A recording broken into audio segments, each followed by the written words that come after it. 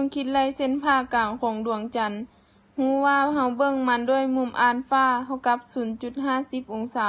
และระยะห่างระหว่างหน่วยโลกและดวงจันทร์แม่น 38 คูณ 10 กำลัง 4 กิโลเมตรข้อที่4จากบทเลขเราสามารถแต่งรูปได้ดังนี้ นี่เป็นตาของคนเฮานี่เป็นดวงจันทร์ตาของคนเฮาเนี่ยเบิ่งดวงจันทร์ด้วยมุมอัลฟา 0.50 องศาหรือ 1/2 องศา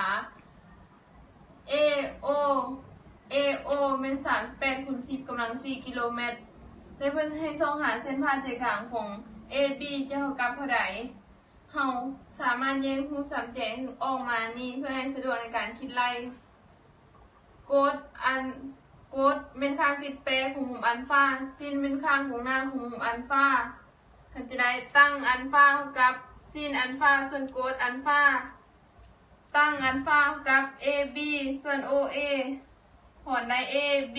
เท่ากับตั้งอัลฟาคูณ OA เท่ากับตั้ง1/2คูณ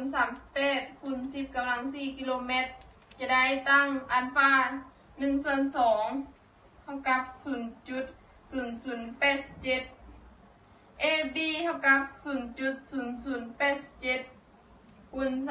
38คูณ10กำลัง4เท่ากับ87คูณ10กำลัง4ลบ4คูณ38คูณ10กำลัง4 10กำลัง4กับ10กำลังลบ4สามารถคัดกันออกได้ AB เท่ากับ 3,306 กิโลเมตร